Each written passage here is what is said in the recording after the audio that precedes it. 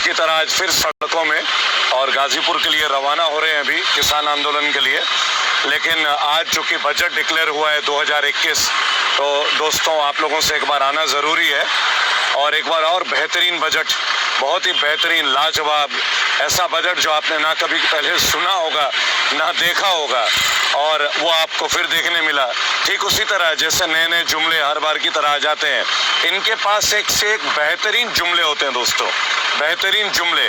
कभी अच्छे दिन, कभी काला धन, कभी जीएसटी, कभी पाकिस्तान की टिड्डी और आज एक लेटेस्ट एक ऐसा बजट जो पूर्णतः लोगों के लिए फेल, जिसमें कुछ भी नया नहीं, अपितु जो लोगों ने सोचा था कि कुछ हो सकता है कि ये केंद्र की जो सरकार है वो अपनी कुछ गलतियों को शायद सुधार लेंगे, लेकिन वो कुछ देखने नहीं मिला, बल्कि आज उन्होंने असली अपना चेहरा दिखा दिया।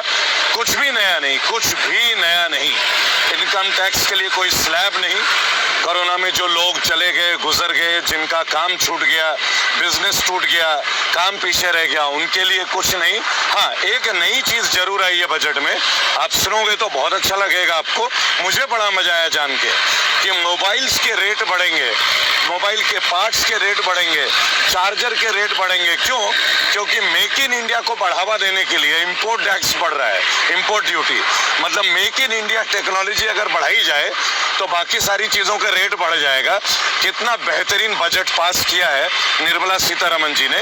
और एक मजे की बात देखिए, इस बार बजट का पेपर नहीं छपा, निर्मला जी ने टैब पे उसको डिक्लेयर किया। उनका कहना था कि कोरोना काल में सोशल डिस्टेंसिंग को मद्देनजर रखते हुए बजट को हम टैब में दिखाएंगे। What a joke. ये बीजेपी की अर्थ जो हमारी जो फाइनेंस मिनिस्टर है वो कहती है कि सोशल डिस्टेंसिंग के मद्देनजर रखते हुए बजट का पेपर नहीं प्रिंट करेंगे, हम लोग टैब से बजट देखेंगे।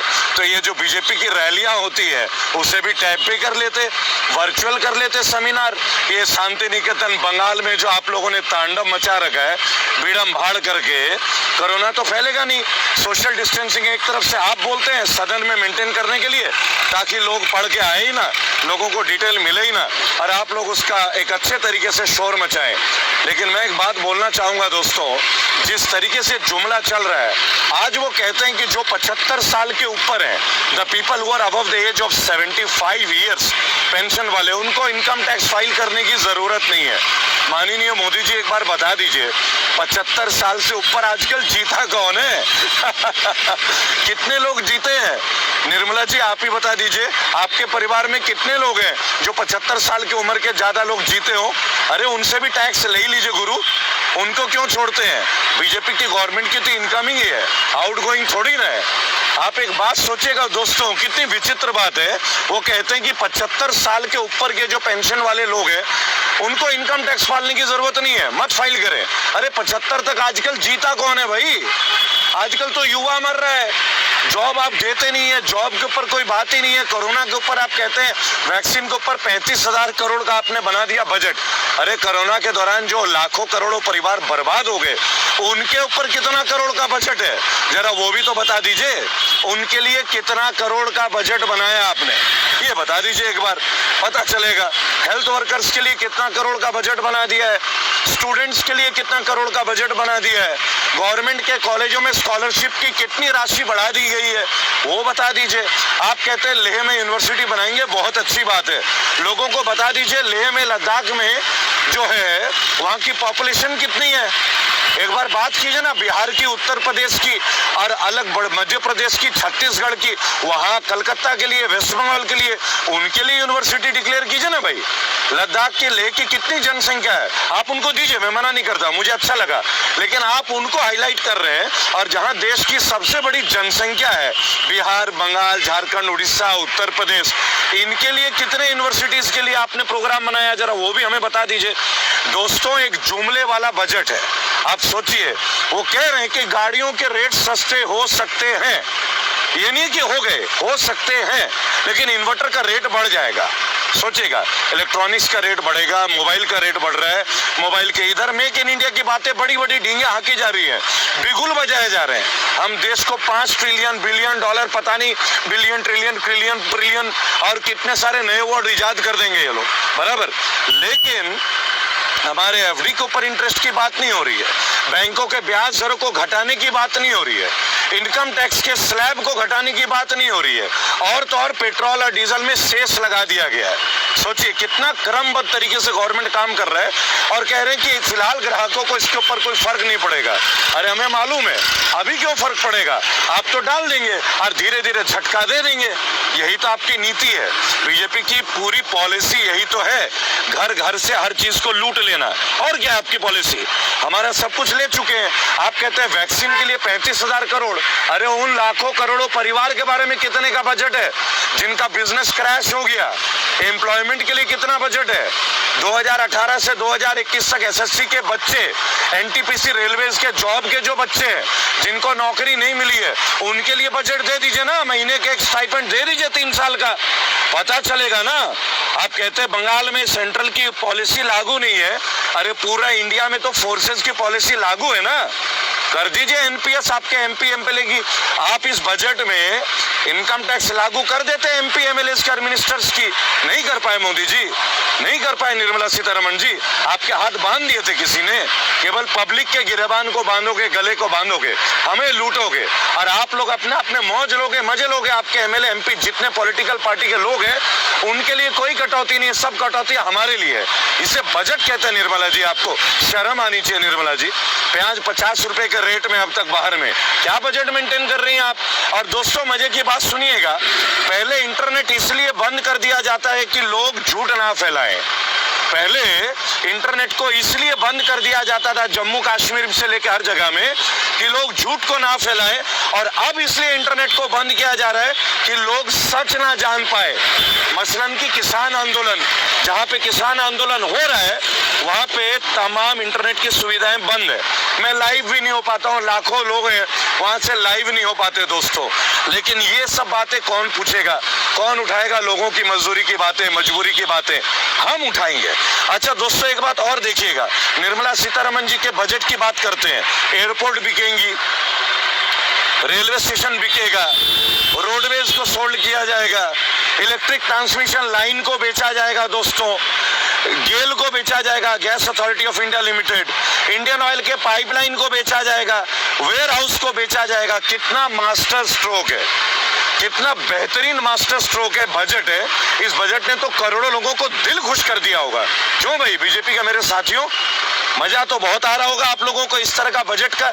मेरे कुछ प्रश्न है दोस्तों, आइए पूछते हैं एक बार इस सरकार को जो 2014 से हमारे छाती पे एक वजन डाल के बैठी है, पैर रख के बैठी है। मैं तो कहूंगा क्योंकि लोगों का व्यापार घाटा हुआ है, लोगों के टैक्स बढ़े हैं, मिला कुछ नहीं है। महंगाई कम हुई है क्या? नहीं। पाकिस्तान झुक गया? नहीं। एक के बदले 10 सर लेके आ गए क्या हम लोग? नहीं। पुलवामा अटैक भूले तो नहीं है ना, कहा गया था एक के बदले 10 सर लाएंगे। फिर से बोलूंगा, महंगाई कम हुई? नहीं दोस्तों। पाकिस्तान झुका? नहीं दोस्तों। एक के बदले 10 सर आ गए? नहीं दोस्तों। महिलाओं को सुरक्षा मिली? नहीं दोस्तों। गंगा की सफाई हो गई? नहीं दोस्तों। गौ हत्या बंद हो गई? नहीं दोस्तों। बीफ के इंपोर्ट पे, एक्सपोर्ट पे, इंपोर्ट पे बैन लगा क्या? नहीं दोस्तों। गौ माता को राष्ट्रीय संपत्ति डिक्लेयर कर दिया गया क्या? नहीं दोस्तों। क्यों? क्योंकि बीफ पे इंपोर्ट अभी बंद, एक्सपोर्ट जो है बंद नहीं हुआ। डॉलर का घाटा बंद हुआ? नहीं दोस्तों। देश की आर्थिक स्थिति सुधरी? नहीं दोस्तों। देश में मंदी कम हुई? नहीं दोस्तों। सब्जियों के रेट घटे? नहीं दोस्तों। विदेशों से काला धन आया? नहीं दोस्तों। नोटबंदी से देश को फायदा मिला? नहीं दोस्तों। गांवों की हालत सुधरी? नहीं दोस्तों। किसानों को उचित मुआवजा जमीनों के अधिग्रहण का मिलने लगा? नहीं दोस्तों। किसानों की आत्महत्या बंद हुई? नहीं दोस्तों। किसानों का कर्जा माफ हुआ? नहीं दोस्तों। जातिवाद खत्म हुआ? नहीं दोस्तों। दोस्तों मुझे ये नहीं पता कि आप हिंदुस्तान या भारत बोलते हैं, पर मुझे फर्क तब पड़ता है जब हिंदुस्तान और भारत में ये सरकार फर्क महसूस कराती है। देखिए दोस्तों, एक ऐसा काम नहीं हुआ जो नागरिकों के जीवन के उन्मूलन के लिए, उत्पीड़न के लिए बहुत काम हुए। कोरोना काल में रोड शो हो सकती है, रैली हो सकती है, पर किसान आंदोलन गलत है। सोचिएगा दोस्तों, मैं एक बात बताऊं, सच तो ये दोस्तों कि किसानों का सरकार पे ना भरोसा उठ गया। इसीलिए कहते कि भरोसा बड़ी चीज है, उसे 15 लाख जैसे जुमलों में मत गंवा दो। वो जो जुमला था ना 15 लाख आएंगे, किसानों का आपके ऊपर भरोसा बहुत पहले उठ गया मोदी जी, बहुत पहले उठ गया, आज की बात नहीं है। और मजे की बात सुनिए दोस्तों, अगर 40 सीट वाला विपक्ष किसानों को भड़का रहा है तो 300 सीट वाली ये जो भाजपा की सरकार है, इसे चुल्लू भर पानी में डूब मरना चाहिए। 40 सीटों वाली विपक्ष जो है वो भड़का रहा है किसानों को, ये बीजेपी के बड़े बड़े नेताओं का कहना है दोस्तों। और 303 सीटों वाली बीजेपी की जो बहुमत है, फिर वो क्या कर रहे हैं? अब सोचिए दोस्तों, बीएसएनएल अगर कमा रही होती तो देश के काम आता, लेकिन जियो अगर कमा रही है दोस्तों तो अंबानी और उसके चौकीदार के लिए। अब भी नहीं समझे आप कि कहां पे इशारा जा रहा है। 6 साल में ना दोस्तों ये हाल हो गया हमारा। अगर गलती से इनको 60 साल दे देते ना तो केले के पत्ता अपने कमर में बिछा के झिंगा लाला हुर हुर, झिंगा लाला हुर हुर ये करते हुए घूमते हम लोग सारे। ये आपको सच्चाई बता रहा हूं। और एक बात बता दूं दोस्तों, अनपढ़ होना बुरी बात नहीं है, लेकिन अनपढ़ होके विश्वगुरु बनाने के जुमले देना ना, ये अत्यंत बुरी बात है। आप एक बात सोचिए, प्राइवेट मंडी की क्या जरूरत है दोस्तों? क्या पहले चावल खरीदे नहीं जाते थे?